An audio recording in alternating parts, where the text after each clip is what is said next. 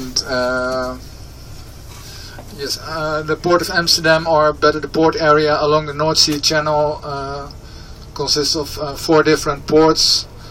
Together it's the fourth largest port area in Europe. Not many people know that, because many people in Holland know just the port of Rotterdam. In some types of cargo we are number 1 port, like fuel and cocoa.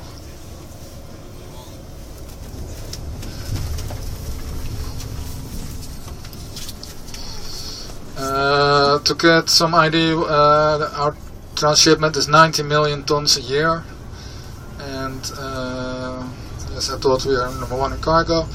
Possibly approximately 35,000 people are working in this area because of the port. Sometimes I have to look where we are, and so I can tell you.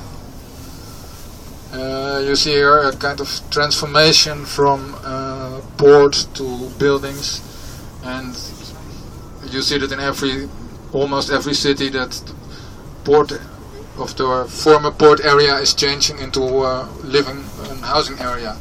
The building you see, the grey building over there, that was formerly a grain silo, and so you see parts of the port coming back in the design of the housing. At the right hand side you will see also former warehouses, and it's good to see back some parts of the former port and industrial area. As a port we have an aim to double the transshipment at existing port areas, so all terminals must have to do more transshipment on the same area and have to be more efficient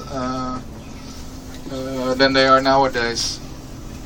And that's one of the challenges we face as a port, because if you are doubling transshipment on your area, you are facing also some environmental guidelines and regulations.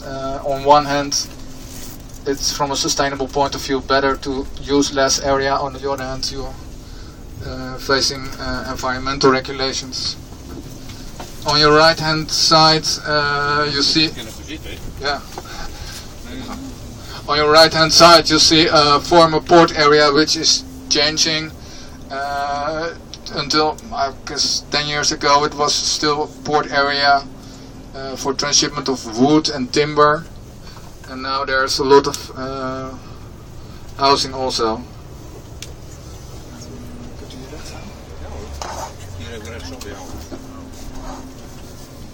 We're going to drive through this area to get some ID.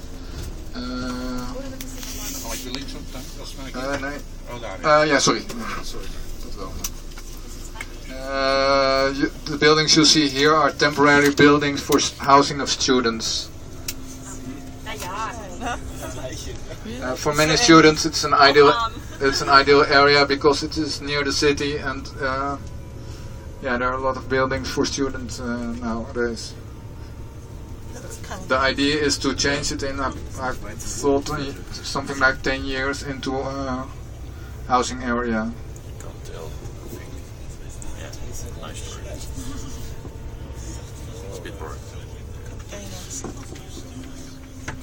I told you that we are also one of the things we are doing is to use our existing areas more intensively.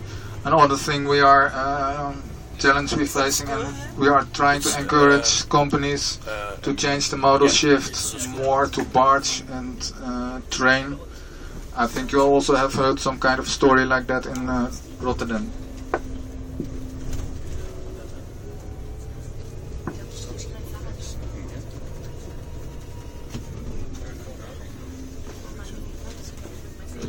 This part of the city is not so beautiful.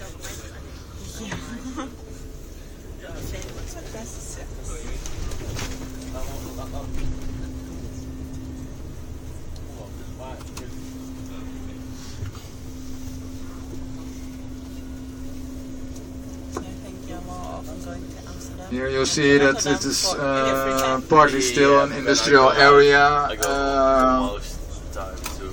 but we'll drive through it and you'll see the change from the old area to the new area. It's transformation which is now going on. The higher buildings you see are more office-like environment. It's not the single purpose offices, but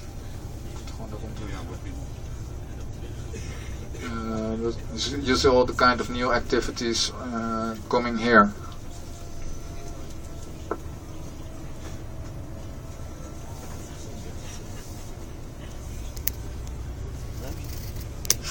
Possibly for Dutch people, the island you see is the former Rem Island. It's now for a restaurant and conference. And on your left hand side you see the new type of buildings which are coming. One of the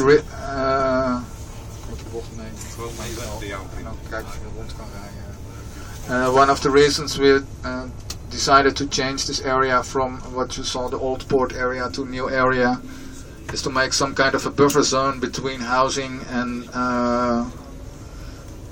industry, so that we keep it for a longer time, can keep the areas next to this for industrial purposes.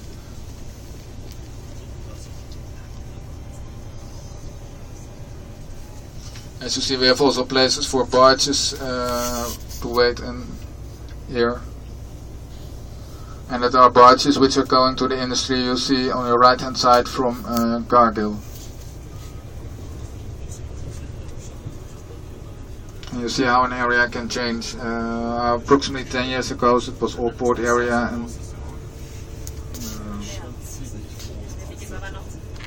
and it's also some kind of sustainability to restructure the areas and to use them again.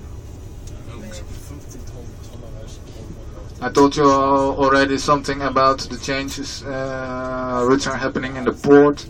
One of the other changes is that the energy mix is changing.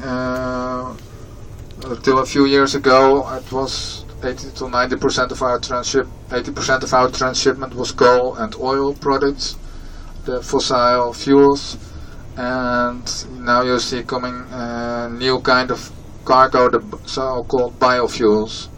And I think in 10-20 years it will be a serious portion of our transshipment will be biofuels.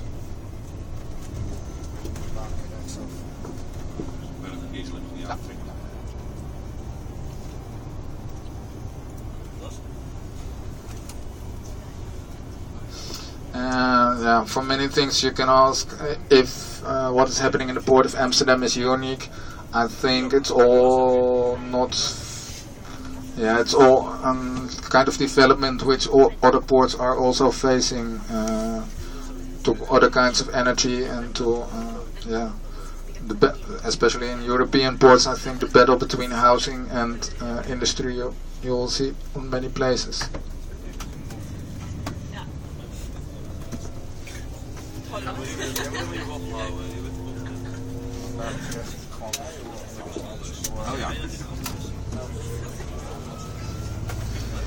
Are there possibly any questions till this moment?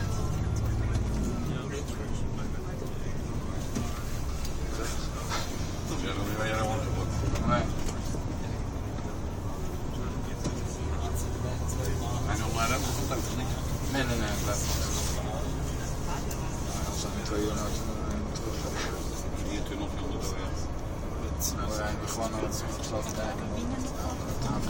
Oh, yeah. Not exactly port of Amsterdam, because the port of Rotterdam is much bigger, and why should I go then to port of Amsterdam? If you compare port of Amsterdam with the port of Rotterdam, I think port of Rotterdam will be as 3 to 4 times bigger than the port of Amsterdam, but the port of Rotterdam is more general cargo container port. Amsterdam is more what I told already, a bulk port. Especially on the sustainability issue, there's much cooperation between the different ports in the Netherlands. We are working together with Port of Rotterdam, Groningen seaports and Zeeland seaports on many things, because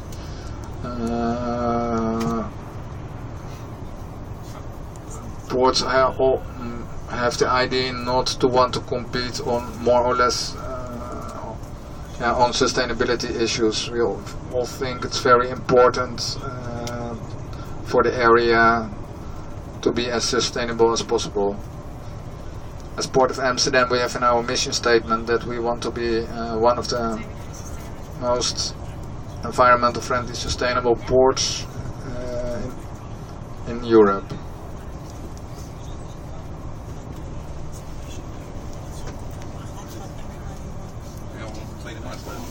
The port of Amsterdam. It's a new port where we're going now. Yes, much newer than the port of Rotterdam. It's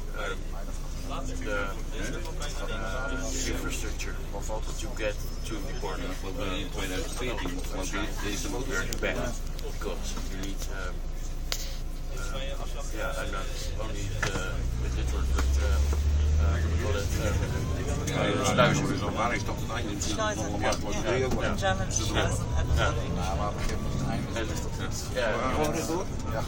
That costs lots of time to go through. Ja, die zijn ze ook bezig. We krijgen ook waarschijnlijk die A15. Daar zijn ze nu keihard mee bezig. En we krijgen dus van de week, van de maand wordt er dus een besluit genomen over de